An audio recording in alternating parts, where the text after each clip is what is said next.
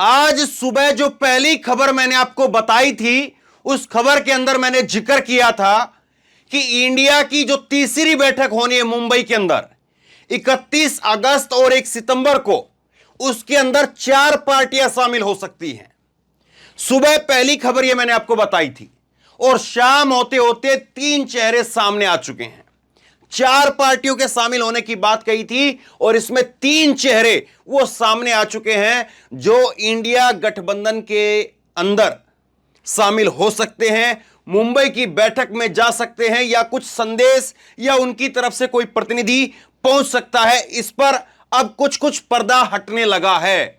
कुछ कुछ जो अभी तक धूल पड़ी हुई थी वो अब साफ होती हुई दिखाई दे रही है। और पहला सबसे बड़ा चौंकाने वाला नाम, एक बड़ा नाम देश की राजनीति का, मायावती जी वो मुंबई की बैठक में जा सकती हैं या मायावती जी के नाम पर चर्चा हो सकती है, मायावती को न्योता भेजा जा सकता है। इस तरह की खबरें अब निकल करके सामने आ रही है।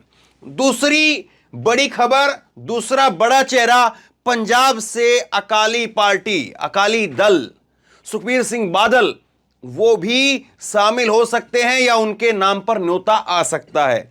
और तीसरा चेहरा हरियाणा से अभय चौटाला, वो भी शामिल हो सकते हैं और उनके भी जाने की खबरें निकल करके सामने आ रही हैं। चौथा चेहरा कौन होगा, इस पर अभी भी संशय बना हुआ है कि चौथा चेहरा कौन है, चौथी पार्टी कौन होगी। 4 पार्टियों के शामिल होने की बात कही जा रही थी। तो इंडिया को लेकर के जो सुबह मैंने आपको खबर बताई, उसमें अब कुछ कुछ तस्वीर जो है साफ होती हुई नजर आ रही है। और निश्चित तौर पर यह नरेंद्र मोदी जी के लिए, बीजेपी के लिए बहुत ही चिंताजनक तस्वीर जो है वो पैदा करने वाली है।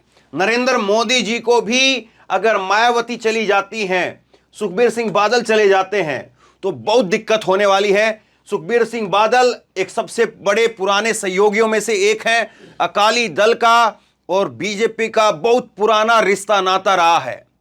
लेकिन आज जो है प्रकाश सिंह बादल के समय से, लेकिन आज प्रकाश सिंह बादल के बाद में सुखबीर सिंह बादल जो हैं वो सामने हैं, वो जा सकते हैं। और मायावती जो हैं, मायावती जिनके सुर बहुत अलग थलग भी दिखाई पड़ते हैं, कांग्रेस पर भी बराबर वार पलटवार करती है, लेकिन कांग्रेस के प्रवक्ताओं ने भी आज इस पर जो है वो सकारात्मक जवाब दिया है। सुप्रिया सरनेज से जब पूछा गया कि मायावती को लेकर के क्या कहेंगे, तो उन्होंने कहा कि मायावती जी का एक लंबा चौड़ा इतिहास रहा है, एक अपनी पहचान उन्होंने बनाई है और अगर वो आती हैं तो उनका स्वागत होगा। ये सुप्रिया सरनेज का बयान था।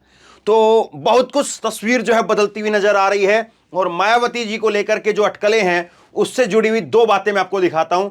जी न्यूज ने कहा है कि नाना पटोले का बयान है, खड़गे होंगे विपक्षी गठबंधन के चेयरमैन, विपक्षी गठबंधन इंडिया में शामिल हो सकती है बीएसपी, मायावती से गठबंधन ने संपर्क किया।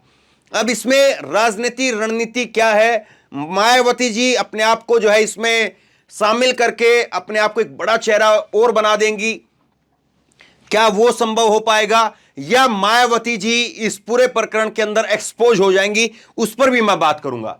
एक खबर जो आज निकल करके सामने आ रही है, आज जो है ये खबर जो चल रही चैनलों के अंदर, वो ये है कि मायावती जा सकती है, गठबंधन ने उनसे संपर्क किया है, गठबंधन ने खुद से मायावती से संपर्क किया है, ये सूत्रों के हवाले से खबर आ रही है। दूसरा, मायावती जी को लेकर के एक अपडेट यहां से भी आप देख सकते हैं। घोसी के अंदर उपचुनाव होने हैं, उत्तर प्रदेश के घोसी में, जहां पर अभी 2-4 रोज पहले मैंने आपको खबर दिखाई थी, जहां पर बीजेपी के नेता के ऊपर काली शाही मुंह पर फेंक दी गई थी। बाद में जिसने शाही फेंकी वो व्यक्ति निकल करके सामने आया और कहा कि भाजपा के नेताओं ने मुझे कहा था कि हमारा चुनाव फंसा हुआ है, हमारे ऊपर शाही फेंक दो तो हमें लोगों की सिंपैथी मिल जाएगी।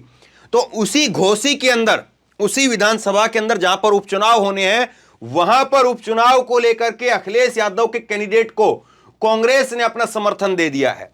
कांग्रेस के अभी जो नए अध्यक्ष बने हैं अजय राय, उत्तर प्रदेश से, उन्होंने बाकायदा लेटर जारी करके कह दिया है कि हमारा समर्थन जो है वो इंडिया के उम्मीदवार के साथ में है घोसी के अंदर। लेकिन मायावती जी जो हैं वो इस बात को लेकर के, घोसी उपचुनाव को लेकर के एक शांति सी बरत रही हैं, खामोशी के साथ में है। मायावती अखिलेश यादव के समर्थन पर जो है वो अभी मौन साधे हुए हैं। तो इसका मतलब भी बहुत हद तक साफ है कि मायावती नहीं बोल रही हैं, तो इसका मतलब यह है कि कहीं ना कहीं मायावती के दिल में अभी भी जो है वो एक जगह बाकी है इंडिया के लिए।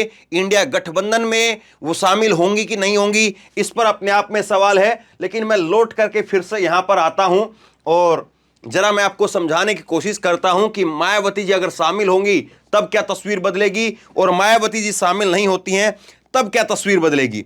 लेकिन उससे पहले जरा आप देखिए और समझिए कि 2019 के अंदर 2019 में विपक्ष में किसको कितनी वोट शेयर रहा था, और उसमें मायावती कहां पर ठहरती हैं और बाकी की जो पार्टियां हैं वो कहां पर ठहरती हैं। कांग्रेस पार्टी को 52 सीटें मिलती हैं, 52 सीटों में 19% वोट कांग्रेस को मिलता है। समाजवादी पार्टी को 5 सीटें मिली, 5 सीटों के साथ में 2% वोट शेयर, ये नेशनल लेवल पर बात हो रही है।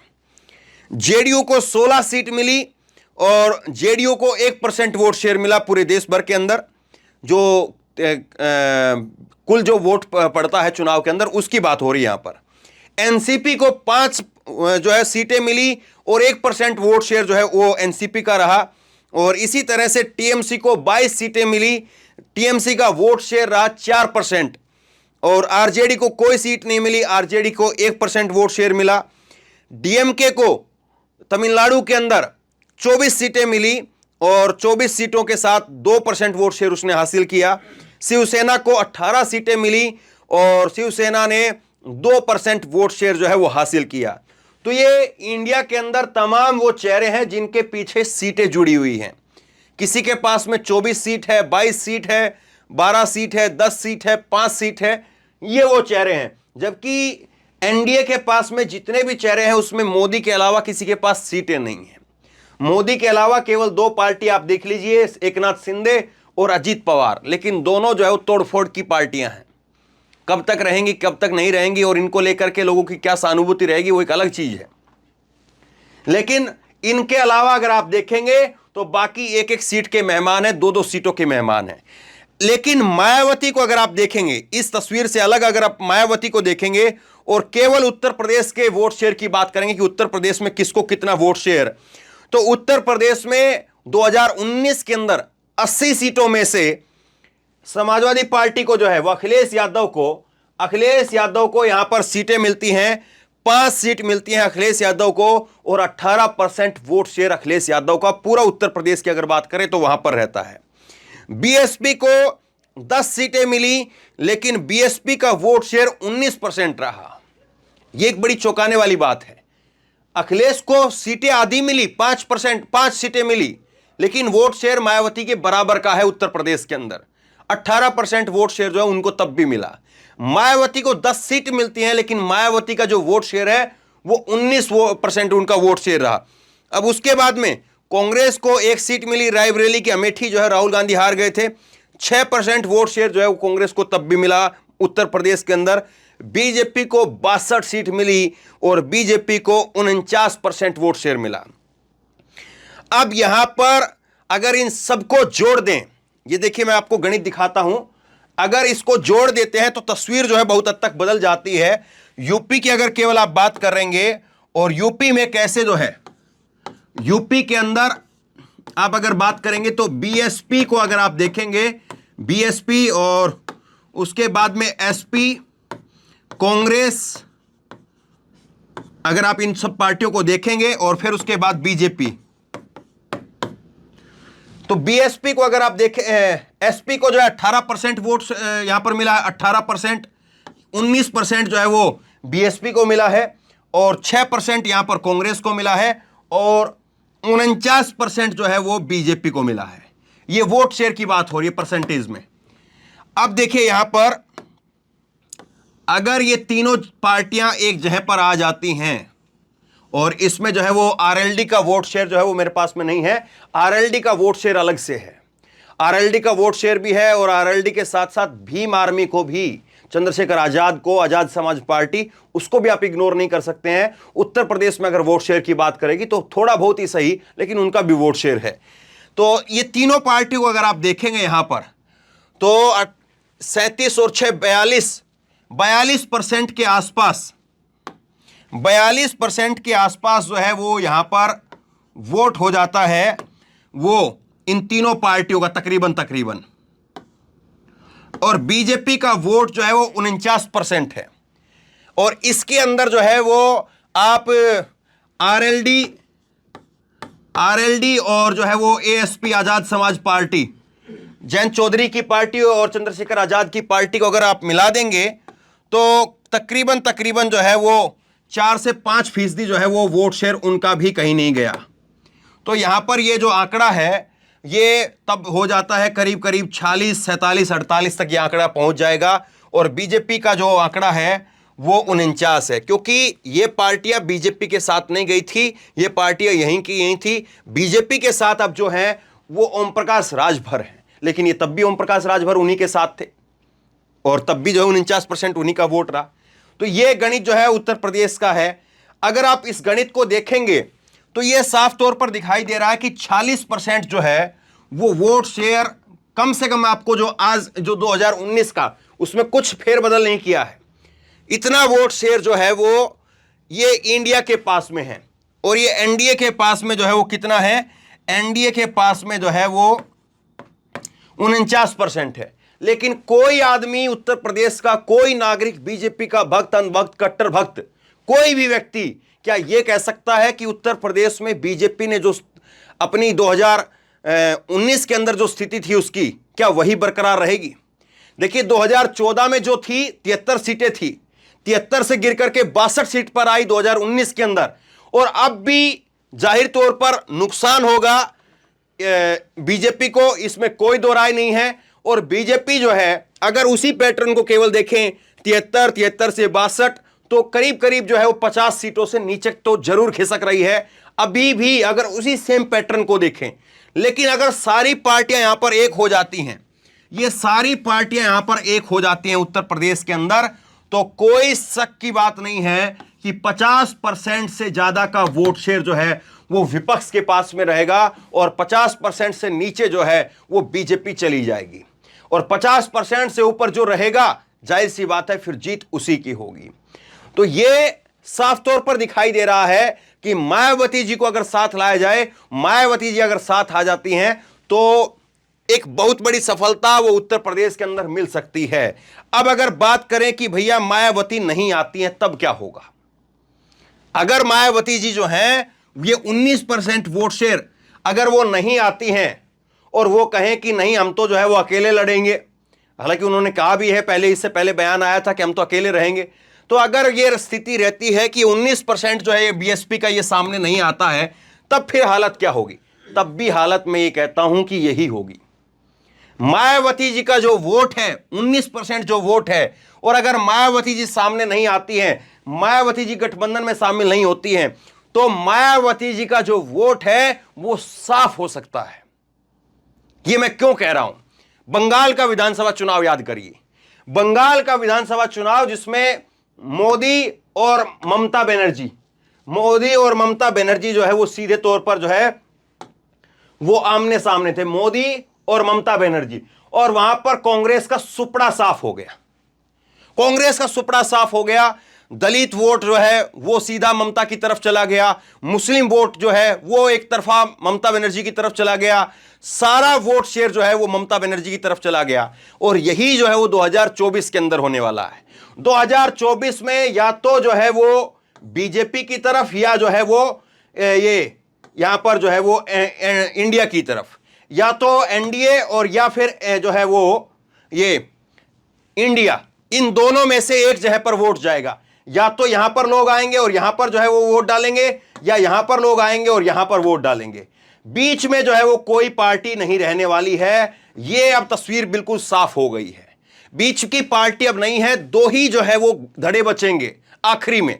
और अगर मायावती जी को अब जिस तरह से नोता भेजा जा रहा है, मायावती जी को अगर शामिल करवाया जाता है, तो फिर मायावती जी निश्चित तौर पर उनकी एक बड़ी ताकत है, इसमें कोई दो राय नहीं। और वो ताकत मिल करके एक इंडिया को बड़ी ताकत दे सकती है, इसमें भी कोई दो राय नहीं। लेकिन अगर मायावती को नोता भेजने के बाद भी मायावती इस ऑफर को ठुकरा देती हैं या सीटों के लिहाज से ये कहें कि हमको खुद ही 50 सीट चाहिए, मायावती जी कहें कि हमको 40 सीट चाहिए एक तरफा, तो फिर जो है वो मायावती जी की जो ताकत है वो उनके साथ रहेगी या नहीं रहेगी, इसमें अपने आप में बहुत बड़े सवाल खड़े हो जाएंगे, क्योंकि जनता जो है वो फिर ये देखेगी कि कौन किसकी तरफ है या नहीं है। क्यों आखिरकार जो है वो मायावती जो है वो नहीं आ रही है, ये फिर एक बड़ा सवाल खड़ा हो जाएगा। तो यहां पर ये दो तस्वीर है, इसके बारे में मैं बता देता हूं आपको। ये तस्वीर है कर्नाटक के विधानसभा चुनाव जीतने के बाद की 2018 की, और ममता बनर्जी मायावती जी को जो है, मायावती जी को सोनिया गांधी ने एकदम से उनके माथे के साथ अपना माथा सटा करके जो है वो गले लगाया था, और बड़ी शानदार तस्वीर जो है निकल करके सामने आई थी। तो हो सकता है कि आखिरी दौर में, अभी बात बने ना बने, लेकिन आखिरी दौर में जो है वो मायावती इस गठबंधन में शामिल हो सकती हैं। यह भी एक अपने आप में राय है। यह भी कहा जा रहा है कि ये 31 तारीख और 1 तारीख को जो बैठक होनी है, इसमें चर्चा इस बात पर की जाएगी कि क्या मायावती जी को नोता भेजा जाए कि नहीं भेजा जाए, और अगर भेजा जाए तो क्या कंडीशन लगा करके भेजा जाए और क्या कंडीशन नहीं लगा करके भेजा जाए। लेकिन यहां पर अकाली दल और अभय चौटाला ये साथ में आ रहे हैं। अभय चौटाला के बारे में तो खबरें ये आ रही हैं कि वो खुद शामिल होने के लिए ही जा सकते हैं। अकाली दल के साथ में मायावती जी की बातचीत है, और अकाली और ममता मायावती जी की जो गठबंधन है वो भी पंजाब के अंदर है, इसमें भी कोई दो राय नहीं है। लेकिन अब ये ऊंट जो है वो किस करवट बैठता है, 2024 की राजनीति का जो ऊंट है वो किस करवट बैठता है, सबसे बड़ा सवाल यही रहेगा कि कौन किस खेमे में जाकर के बैठेगा, कौन किस खेमे से जो है वो निकल जाएगा, अपने आप में बड़ा सवाल है। और उसके बाद में किस तरह की राजनीति रणनीति होगी। बहुत सारी बातें ये भी कही जा रही हैं कि सीबीआई ईडी के डर से बहुत सारे दल ऐसे हैं जो भी अपने पत्ते नहीं खोल रहे हैं, और 2024 का चुनाव आते आते आचार संहिता लगने के बाद में पत्ते खोलें। लेकिन एक संदेश जो है वो साफ तौर पर इंडिया गठबंधन की तरफ से जरूर दिया जाएगा कि हम मायावती जी के खिलाफ नहीं हैं, हमने उनको न्योता भेजा है। तो एक तरह से जो है वो मायावती जी के ऊपर प्रेशर क्रिएट करने की भी जो है रणनीति हो सकती है।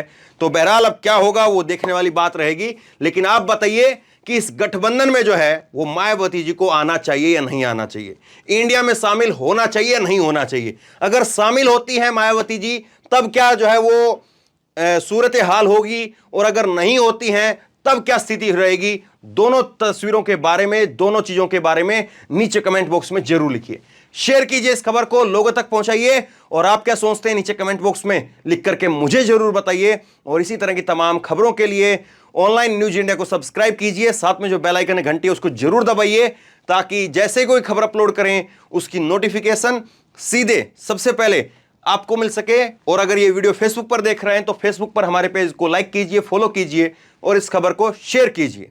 धन्यवाद।